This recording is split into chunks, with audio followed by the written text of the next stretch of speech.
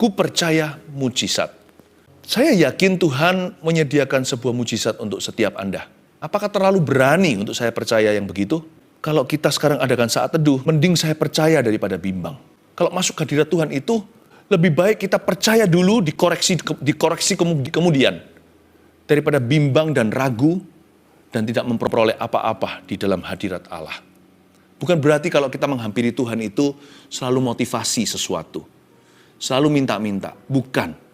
Tapi saya mau ajak Anda untuk percaya bahwa Allah itu ada. Seperti ayat terakhir yang kita baca, kamu akan mengetahui bahwa aku ini ada. Aku ini ada di antara orang Israel dan mujizat itu biasa bagi Allah. Memang kita, bagi manusia, mujizat itu luar biasa, extraordinary. Tapi mujizat itu adalah perkara sehari-hari bagi Tuhan. Seperti Anda dan saya bernafas, menghirup oksigen, makan. Mujizat itu perkara yang tidak mustahil bagi Allah. Bolehkah kita berharap akan mujizatnya? Bukan hanya boleh. Tanpa iman kita tidak bisa menyenangkan Tuhan. Iman itu termasuk di dalamnya percaya akan mujizatnya. Tapi sebelum kita percaya akan mujizatnya, saya tunjukkan kepada Anda dan saya, siapa dia yang membuat mujizat itu. Betapa mulia dan baiknya hatinya. Ayat 21, jangan takut hai tanah, bersorak-soraklah dan bersukacitalah, sebab juga Tuhan telah melakukan perkara yang besar. Pertama-tama Tuhan berfirman bukan kepada manusia, tetapi kepada tanah. Jangan takut hai tanah, kenapa? Karena Tuhan itu kasihan sama bangsa Israel. Bangsa Israel di zaman Yoel, mereka mengalami musibah, yaitu terjadi serangan hama yang tidak terhingga, nggak pernah terjadi dalam sejarah mereka. Belalang pengerip, belalang pelompat, belalang pindahan, belalang pemusnah. Hasil panen gagal total. Saya tidak berbicara tentang bisnis agrikultur ya, saya bicara tentang bahan pokok makanan. Itu berarti kelaparan melanda bangsa ini. Krisis ekonomi, depresi sosial. Ini keluarga demi keluarga runtuh, pekerjaan hilang. Seperti domino.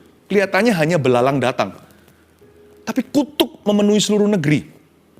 Ini masa yang sangat gelap buat Yoel. Dan bagi bangsanya. Seperti kita hari ini ketika dirudung masalah.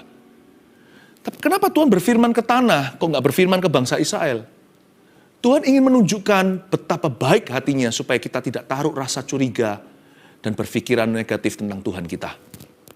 Jangan takut hai tanah. Kalau sama tanah aja Tuhan bisa kasihan, masa nggak bisa kasihan sama kita? Jadi jangan pernah salahkan atau tuduh Tuhan yang tidak-tidak. Kita berkata Tuhan nggak peduli. Kok tahu kalau Tuhan nggak peduli? Tuhan sangat peduli. Sama tanah aja yang dilanda wabah, yang dimakan hama, yang gersang, yang hangus, masa paceklik yang berkepanjangan, Tuhan aja bisa kasihan sama tanah loh. Tanah itu bukan manusia. Tanah itu tidak punya roh di dalamnya. Tuhan aja bisa kasihan dan berkata, jangan takut ya, sebentar lagi aku memulihkanmu. Percaya mujizat itu nggak susah kalau kita nggak curiga sama Allah. Percaya sama mujizat itu gampang kalau kita percaya maksud hati Tuhan itu selalu baik dan mulia. Yang membuat kita susah percaya akan mujizatnya adalah karena kita nggak yakin Tuhan itu peduli. Tuhan mau nggak sih? Kalau kita memandang kebaikannya, mujizat masuk akal. Mujizat bukan sesuatu yang patut diperdebatkan. Mujizat itu adalah penyediaan Allah. Mujizat itu adalah cara Tuhan memperhatikan umatnya. Mujizat adalah bentuk pertanggungjawaban Allah. Allah mau, Allah bersedia lebih dari mau. Kita bisa dengan iman percaya dulu sebelum mujizat itu terjadi. Belajar untuk mengucapkan dan menguasai bahasa iman. Bahasa iman begini, saya baca sekali lagi, jangan takut hai tanah, bersorak-sorailah dan bersukacitalah sebab juga Tuhan telah, bukan Tuhan akan, bukan future tense atau bukan masa depan, tapi sudah lalu. Padahal belum terjadi di realita mereka hari ini. Waktu itu di zaman Yoel, ini tidak ada mujizat belum terjadi ceritanya. Tanah masih segersang-gersangnya, dan seluruh bangsa Israel masih kelaparan, segala macam musibah malapetaka. Tapi Nabi Yoel menubuatkan, kalian harus bersukacita, bersorak-sorak, bersorak-sorai, sebab Tuhan telah melakukan perkara yang besar. Padahal faktanya, Tuhan belum melakukan perkara yang besar. Mana dulu? Telur atau ayam? Ayam bertelur. Tuhan tidak pernah ciptakan telur dulu. Tuhan ciptakan ayam, hewan-hewan dulu, lalu hewan berkembang biak. Tuhan ciptakan iman sebelum mujizat. Kita harus percaya dulu kepada Tuhan sebelum melihat sesuatu. Sebab iman itu bukan melihat. Iman itu mendengar. Hari detik di mana Anda mendengar janji Tuhan diucapkan ke telinga Anda, dibaca dari firman-Nya, diurapi oleh Roh Kudus, percayalah dan katakanlah, Tuhan telah, bukan Tuhan akan. Bertindaklah dan percayalah seolah-olah Anda sudah menerimanya. Bergembiralah seolah-olah sudah terjadi atau sudah kejadian. Itu iman. Believe dulu. Ingat Abraham, dia percaya bahwa dia akan menjadi bapak atas bangsa-bangsa. Anak satu pun belum ada. Mereka sudah manullah. Udah tua, udah kadaluarsa, udah mandul lagi. Nggak dikaruniai. Tapi dia percaya dan Tuhan memperhitungkan itu sebagai kebenaran bagi dia. Waktu Abraham membawa Ishak naik ke atas untuk mempersembahkannya. Ishak tanya, di mana domba sembelian itu? Abraham percaya dulu. Nanti Tuhan sudah sediakan domba itu. Hai anakku. Padahal Abraham dapat amanah. Mandatnya adalah mengorbankan Ishak. Tapi dia percaya dulu. Bahwa Tuhan tidak akan izinkan. Pokoknya dia patuh. Dia yakin nanti Tuhan akan selamatkan tepat waktu. Persis nanti last minute-an. Sesuatu akan terjadi. Akan ada sebuah kejadian. Dia menjawab anaknya dengan iman. Bukan hanya dia bicara bahasa Tuhan kepada Tuhan. Dia bicara bahasa Tuhan kepada putra kesayangannya. Dia bicara bahasa iman kepada keluarganya. Nanti Tuhan sediakan. Yehovah Jireh, Allah yang menyediakan domba sembelian itu. Hai anakku. Bahasa iman adalah bahasa telah. Bukan begini, tunjukkan dulu aku baru bersuka cita. Berikan dulu aku akan bersyukur kepadamu. No, bersyukur dulu. Seolah-olah Anda sudah menerimanya. Percaya dulu, seolah-olah sudah kejadian. Maka itu akan diberikan kepadamu. Begitulah caranya kita percaya mujizat Allah. Jangan takut hai binatang-binatang di padang, ayat 22. Sebab tanah gembalaan di padang gurun menghijau. Pohon menghasilkan buahnya, pohon ara dan pohon anggur memberi kekayaannya. Setelah Tuhan bicara kepada tanah, ayat 22, Tuhan bicara sama hewan. Kalau sama flora dan fauna aja Tuhan begitu caring dan peduli, apalagi sama kita.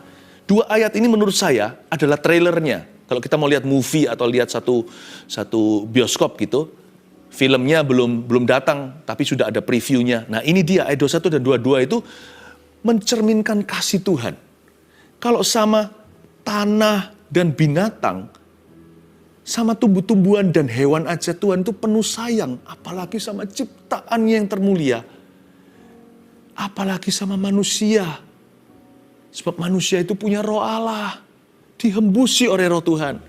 Lihat ya Tuhan ngomong apa sama binatang. Ini Allahnya Nuh ini. Yang menyelamatkan hewan-hewan itu sepasang demi sepasang. Lihat apa yang dia katakan kepada bangsa Israel yang sedang dalam sengsara terpuruk dalam masalah. Jangan takut ya, hai binatang-binatang di padang. Sebab tanah gembalaan di padang gurun menghijau. Pohon menghasilkan buahnya, pohon ara dan pohon anggur akan memberi kekayaannya. Hai pohon, aku akan memulihkan kamu. Hai domba-domba dan lembu, nanti akan ada rumput lagi. Jangan takut ya, hai binatang di padang. Makanya tidak heran di kitab Amsal dikatakan orang benar itu akan memperhatikan hewan piaraannya. Tuhannya aja kayak gitu. Yang salah manusia Tuhan juga selamatkan tuh. Setiap binatang satu persatu masuk ke bahtera. Kalau Tuhan bisa sayang sama hewan piaraan, dielus-elus begitu. Kenapa kita itu ketakutan sama Tuhan? Kenapa kita selalu curiga Tuhan mau buat jahat apa ya sama aku? Tuhan izinkan penyakit ini atas diriku. Tuhan yang bahkan beberapa orang percaya Tuhan yang memberi dia penyakit itu. Kalau Tuhan kasih aku penyakit ini, jangan fitnah Tuhan begitu. Kalau sama flora dan fauna aja Tuhan begitu sayang. Apalagi sama manusia. Udahlah, gak usah tanya, gak usah diinvestigasi sumbernya dari mana permasalahanmu. Buat apa lihat ke belakang? Buat apa menunduk ke bawah? Mau lihat ke bawah gitu akarnya apa? Percuma. Lebih baik memandang ke depan. Depan ini aku harus responi Tuhan. Lalu melihat ke atas. Tuhan, kepadamu aku naik banding. Ku percaya mujizatmu. selamatkan aku. Bukankah nama Yesus itu artinya Allah menyelamatkan? Save me. Itu artinya Jesus. He's our Savior. Dia selalu comes to the rescue. Dia selalu menolongmu dan menolongku. Dialah penolong sejati kita. Saya pilih untuk percaya kepadanya. Saya pandang ke atas dan saya berkata, save me Lord. Kalau saya menunduk ke bawah, satu-satunya alasan saya lihat ke bawah sini adalah untuk baca Alkitab saya. Saya cari janji Tuhan dan saya percaya. I believe in miracles. For I believe in God, seperti ayat 27 yang kita baca tadi. Kamu akan mengetahui bahwa aku ini ada di antara orang Israel. Aku percaya mujizat. Karena aku percaya Allah itu nyata. Mujizat is not a big deal to God. Mujizat bukan suatu perkara yang luar biasa. Ya kan? Sama dengan mengetik itu biasa buat seorang sekretaris. Ya. Bagi Tuhan itu pekerjaan harian. Bapakku bekerja, kata Yesus, selama hari siang. Nanti akan datang malam, di mana tidak ada lagi kesempatan. Bagi Yesus, itu sudah menjadi sehari-hari cara Allah memperhatikan umatnya. Tuhan berkata seperti itu, jangan takut hai binatang di padang. Aku akan memulihkanmu. Akan ada rumput, akan ada pohon-pohon akan menghasilkan lagi. Lalu ayat 23 itu begitu romantis. Sebutan ini sekilas lewat, kita nggak ngerti artinya. Makanya saya ajarkan supaya Anda dan saya memahami hati Allah lewat firman ini. Hai Bani Sion, bersorak-soraklah dan bersukacitalah karena Tuhan Allahmu. Hai Bani Sion. Hai Bani Sion di sini itu adalah sebutan rumahan bangsa Israel. Sion itu sebuah tempat yang, Sion itu juga secara geografis bicara tentang the hill atau bukit yang di atasnya kota Yerusalem didirikan. Bicara tentang kota suci. Tapi Hai Bani Sion itu adalah sebutan ramah. Sebutan sayang. Seperti suami dan istri memanggil, Hani, sayangku. Atau sama anaknya, aduh ini, sini anak papa. Sini sayang, anak mama. Ya kan? Atau panggilan rumah apa?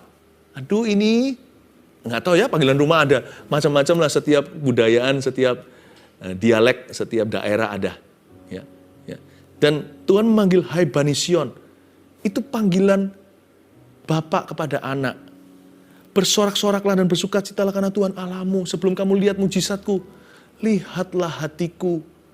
Aku mau, aku rindu, percayalah kepadaku. Aduh, sungkan minta sama Tuhan barang mahal. Siapa bilang mahal bagi Tuhan? Bagi Tuhan itu mudah. Jangan pernah kita itu mengkotakkan Tuhan dan memaksa dia turun ke level kita. Selain kita belajar berbicara bahasanya, pahami realita Allah. Tuhan itu sudah ada di masa depan kita. Kita di sini belum mengalami mujizat terjadi. Di depan sana kalau Anda percaya, sudah kejadian. Do you believe in His promise? Apakah Anda percaya akan janjinya? Hai Bani Sion, sini anak papa. Bersoraklah dan bersukacitalah karena Tuhan Allahmu. Kenapa disebut Bani Sion ya? Kenapa? Tuhan ingin mengingatkan kepada bangsa pilihan yang dirudung masalah dan wabah pandemi zaman itu. Tuhan ingin berkata kepada mereka, kalian jangan lupa kalian itu keturunan siapa? Kalian itu keturunan Abraham. Anak Abraham itulah Bani Sion. Bani itu kan keturunan. Kalau anak saya disebut Bani Philip Mantova, mereka harus ingat mereka anak Abraham, mereka ahli waris janji juga. Tuhan ingatkan bahwa mereka itu adalah putra-putri kerajaan sorga. Makanya Tuhan pakai panggilan rumahan. You belong to me, you and I, we are family. Kamu milikku, kata Tuhan Yesus.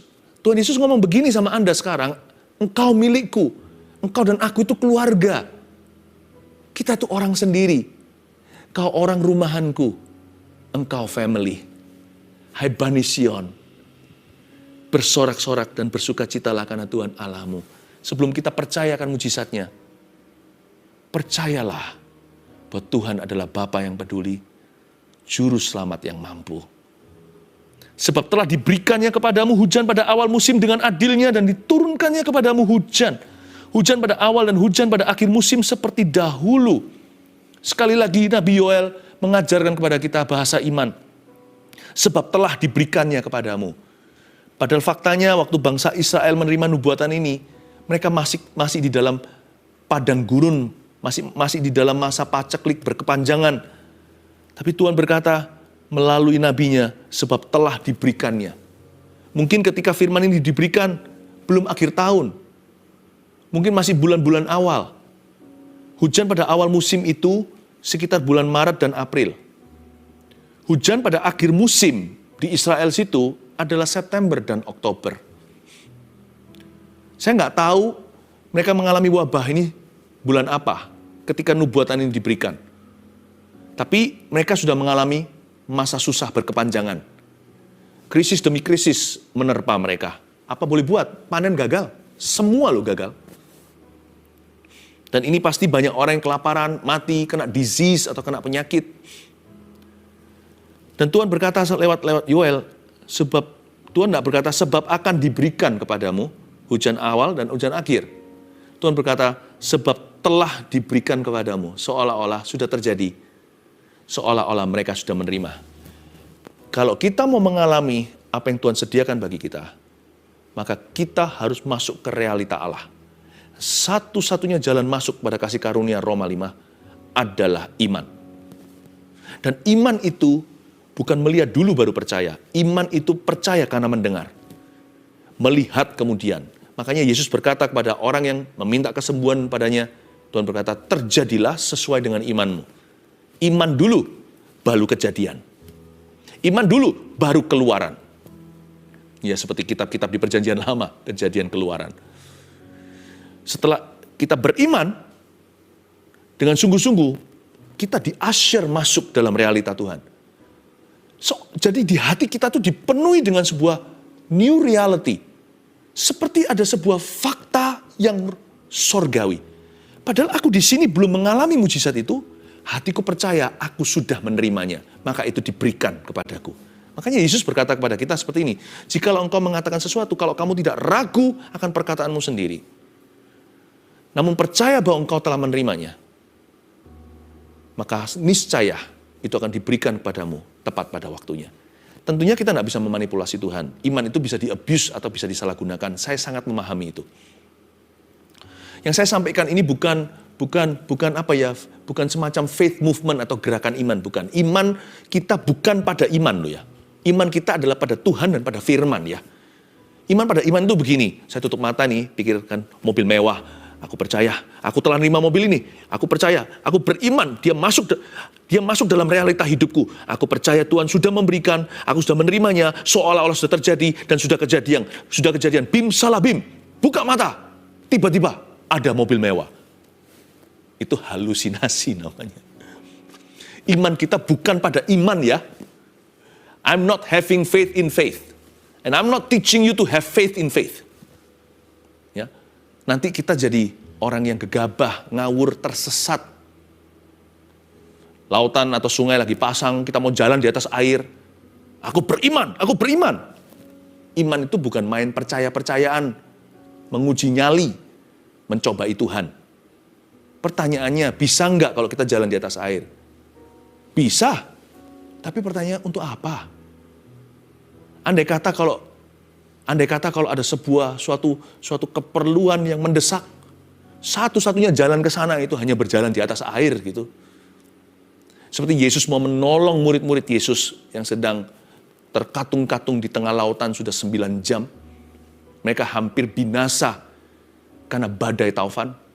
Kalau satu-satunya jalan hanya itu, jangan satu pun di antara kita ragu bahwa Allah sanggup melakukan segala sesuatu. Tapi kalau untuk sok-sokan buat apa? Kita tidak beriman pada iman. Kita tidak main-main iman. Kita beriman pada firman. Dan firman, rema, Tuhan ucapkan di mulut kita. Kalau Tuhan tidak suruh kita jalan di atas air, siap-siap tenggelam. Kalau Tuhan tidak pernah janjikan pada kita sesuatu yang kita inginkan, sesuatu yang duniawi contohnya. Buat apa memanipulasi Tuhan? Ini bukan berarti iman pada iman. Saya ngerti bahwa iman bisa disalahgunakan. I totally understand that. Saya sangat memahami. Tetapi jikalau Tuhan sudah berfirman dalam hidupmu, itu firman Tuhan. Dan itu ditemukan dalam Alkitab. Dan janji Tuhan itu nyata. Dan hati Anda dalam posisi yang benar di hadapan Allah untuk menerima sebuah perjanjian. Dan Allah sudah pernah meremakan di dalam hidupmu. Percayalah, jangan ragu bahwa itu akan terjadi, itu pasti terjadi, dan percayai dulu bahwa itu sudah terjadi. Maka akan diberikan kepadamu. Bahasa telah bunyinya begini, sebab telah diberikannya kepadamu hujan pada awal musim dan hujan pada akhir musim. Bagi bangsa Israel kuno, mereka tidak punya irigasi untuk mengairi agrikultur mereka. Pertanian mereka bergantung sepenuhnya akan curahan hujan. Jadi para petani ini belajar untuk exercise their faith. Mereka lihat wabah yang luar biasa, melihat hama, panen gagal total, kelaparan kiri kanan. Dan mereka berkata kali ini, Tuhan, mereka diajari oleh Nabi Yoel, doanya begini, terima kasih untuk hujan yang akan kau kirimkan. Aku yakini hujan itu telah terjadi, sekarang lagi OTW atau on the way. Mungkin mereka mengucapkannya itu bulan Januari, mereka percaya untuk Maret, April. Mungkin sudah lewat, mereka sekarang di Mei. Mereka berkata, September, Oktober Tuhan ya, janjimu akan digenapi dalam hidupku. Mereka bukan percaya akan bulan tertentu. Nggak ada bulan yang keramat. Nggak ada hari yang keramat. Setiap hari adalah harinya Tuhan. Tapi kalau Tuhan sudah berbicara hujan akhir musim, mereka tahu itu adalah September, Oktober. Maka mereka klaim janji itu dengan iman. Dan bahasanya begini, aku bersyukur engkau telah mendengar doaku. Aku terima dengan iman, September dan Oktober, hujan akhir akan datang. Dan aku percaya itu sudah terjadi. Aku percaya dengan segenap imanku. I claim this by faith. Aku mengklaimnya di dalam nama Yesus. Nah, Nabi Yoel berhasil mengajarkan kepada para petani Israel untuk menyelamatkan bangsanya dari kelaparan yang hebat akibat hama. Apakah Anda juga seperti petani-petani Israel itu yang menantikan janji? Anda juga akan menyelamatkan orang lain karena iman Anda. Dan saya yakin Tuhan sanggup menolong Anda dalam segala keadaan. Tempat-tempat pengirikan menjadi penuh dengan gandum ayat 24 dan tempat pemerasan kelimpahan anggur dan minyak sudah kejadian? Belum. Ayat 24 ini bahasa iman. Waktu nubuatan ini disampaikan, mereka masih kekurangan. Tapi Yoel bisa berkata tempat pengirikan menjadi penuh dengan gandum. Itu visinya. Tempat pemerasan kelimpahan anggur dan minyak sudah kelihatan di dalam imannya.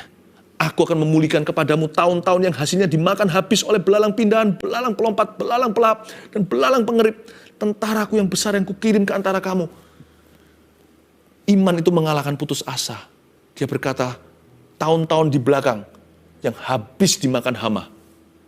Semua usaha kita yang sirna, aku percaya Tuhan akan memulihkan semua. Ini bukan bicara soal ekonomi. Ini bicara tentang waktu. Mereka sudah patah semangat. Pernah nggak Anda ngumpulkan sesuatu bertahun-tahun lalu hilang begitu saja? Lalu merugi dan bangkrut total. Rasanya males ya untuk bangkit lagi.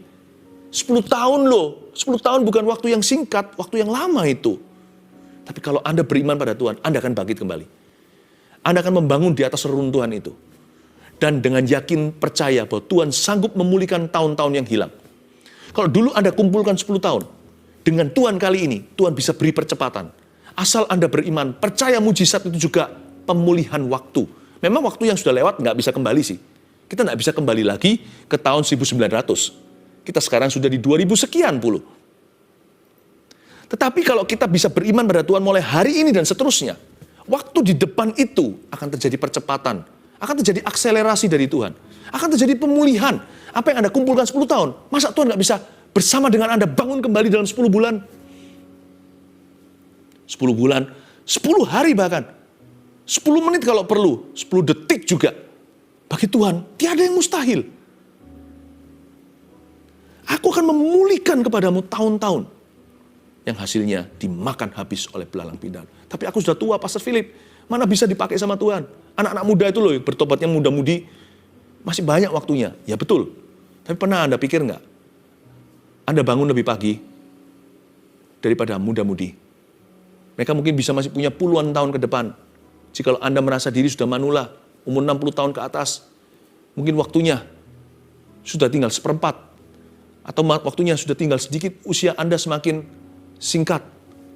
Tapi jangan lupa ya, asal Anda percaya kepada Tuhan, percaya pemakaiannya, nanti lihat ya, hidup Anda yang katanya sisa sedikit itu bisa melampaui muda-mudi yang masih punya banyak waktu. Karena Allah bisa mengenyangkan, memenuhkan urapannya di waktu sesingkat-singkatnya. Belum lagi sama-sama 24 jamnya anak muda dan orang tua. Sama juga dengan baby atau bayi yang sebagian besar waktunya dipakai untuk bobo. Anak muda juga tidurnya masih banyak. Orang-orang tua tidur 5 jam udah seger.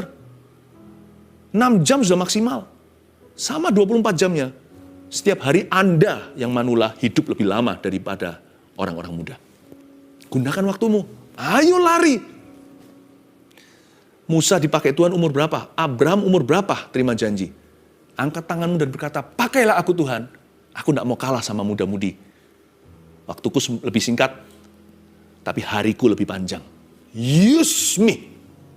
Saya mau bicara kepada keluarga Saat Teduh yang manula. Tidak ada kata terlambat.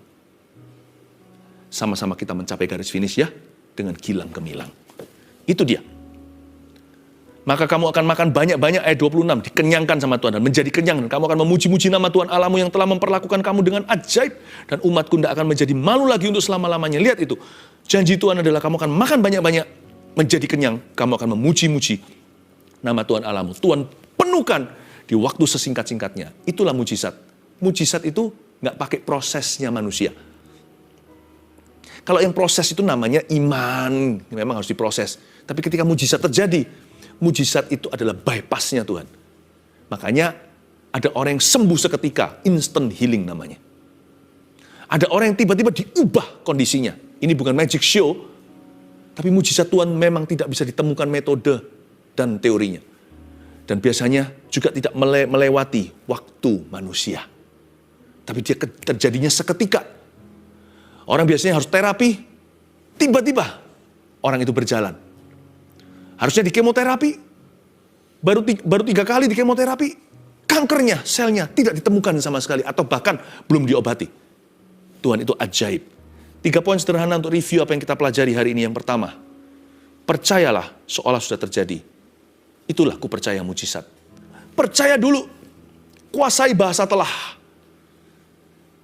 Bertindaklah dan merasalah serta bergembiralah seolah-olah sudah kejadian. Yang kedua, berharaplah mujizatmu terjadi hari ini. Selalu berharap itu today, bukan tomorrow. Tapi kalau belum terjadi sampai malam hari, jangan tidur dalam kecewa hati. Besok pagi, rahmat Tuhan baru, GR lagi dan berkata, today is my day for miracles.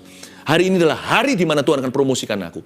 Hari ini adalah hari pertolongan Allah. Hari ini aku akan mengalami mujizatnya. Selalu berharaplah hari ini terjadinya. Yang ketiga, ini yang penting. Daripada kita menunggu pasif, tunggu mujizat dulu baru berubah hidupnya. Jangan. Hiduplah bagi dia setiap hari. Tua, muda, besar, kecil. Ini lebih penting kan? Iman itu bukan hanya mujizat. Orang yang percayakan mujizat, setiap hari hidup dalam pengharapan. Dia tidak akan sia-siakan waktunya. Hiduplah bagi dia setiap hari, bahkan setiap saat. Sebab mujizat terbesar bisa-bisa bukan fisik atau healing atau kesembuhan, bahkan kebangkitan orang mati. Mujizat terbesar dalam kehidupan kita sehari-hari adalah ini. Perubahan tujuan hidup kita dari sia-sia menjadi orang yang mau hidup setiap saat untuk Tuhannya. I pray for change lives. Saya hari ini mau klaim mujizat terbesar, yaitu perubahan hidup seseorang. Percayalah dengan segenap hati. Anda yang yakin saat ini juga, bawa setiap kebutuhan Anda. Sebentar lagi live chat. Live chat sudah dibuka dari tadi sih. Masukkan aja terus. Hari ini Anda percaya untuk apa? Tulis seperti ini, saya percaya mujizat ini dalam nama Yesus. Tuliskan, saya percaya mujizat apa? Dalam nama Yesus. Jangan lupa dibubuhkan nama Tuhan di sana. Bukan sebagai sebuah mantra, bukan. Tapi I want you to take active step, mengambil langkah yang aktif, menuliskan imanmu. Asal itu tertulis dalam firman, asal itu sesuai dengan kehendak Allah. Mari sama-sama kita sepakati dan kita klaim janji Tuhan dalam kehidupan kita hari ini. Saya percaya mujizat Tuhan akan terjadi dalam kehidupan Anda. Saya sudah melihat banyak orang yang telah dibebaskan oleh Tuhan. Ku percaya mujizat, ku lihat yang telah bebas. Sungguh ajaib diubahkan, yang ditebus Tuhan. Bunga bakung yang berkembang di padang yang gersang. Ku percaya mujizat, sebab percaya Tuhan. Aku percaya Allah itu ada. Ku percaya mujizat, ku lihat yang telah bebas. Sungguh ajaib diubahkan, yang ditebus Tuhan. Ku bunga bakung yang berkembang di padang yang gersang. Ku percaya mujizat, sebab percaya Tuhan. Jika tanah dan binatang aja Dia kasih, bunga bakung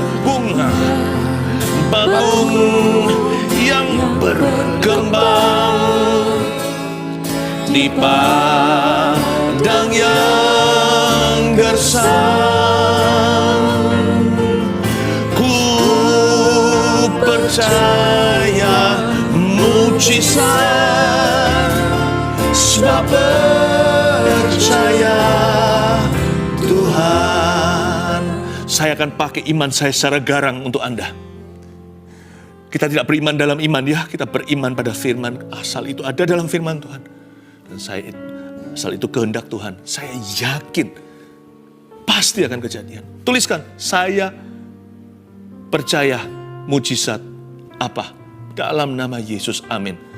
Saya percaya mujizat ini dalam nama Yesus, amin. Masukkan semuanya. Menyusul gak apa-apa, terus beriman. Saya akan pakai iman saya. I will exercise my faith. Saya akan praktekkan iman saya untuk menolong Anda. Bukankah iman itu karunia untuk umat Allah? Ulurkan tanganmu ke depan, kita berdoa. Di dalam nama Yesus Tuhan, I claim by faith. Ku percaya mujizat sebab aku percaya Allah itu ada. Aku percaya Allah itu nyata. I claim by faith. Aku klaim dengan iman semua kebutuhan ini ya Tuhan. Asal bukan yang nyeleneh, bukan melanggar firman Tuhan. Tuhan dengarkan dari surga-Mu yang mulia. Aku takut akan Engkau, tapi aku mengasihi-Mu. Dan aku percaya bahwa Engkau baik sama tanah, sama binatang aja. Tuhan begitu peduli. Apalagi sama keluarga Pesal saat teduh.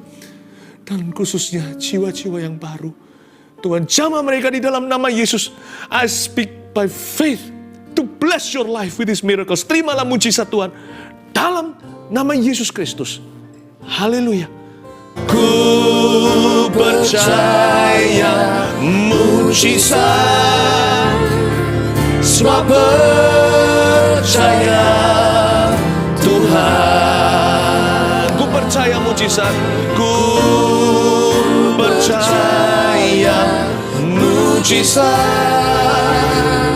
sebab percaya Tuhan. Ku percaya mujizat, sebab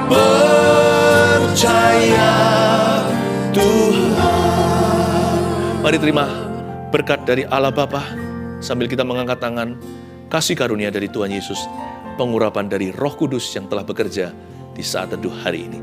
Terpujilah nama Tuhan, segala kemuliaan bagi Tuhan atas setiap mujizat yang terjadi. Tuhan yang mendapat glory. Dalam nama Yesus, amin.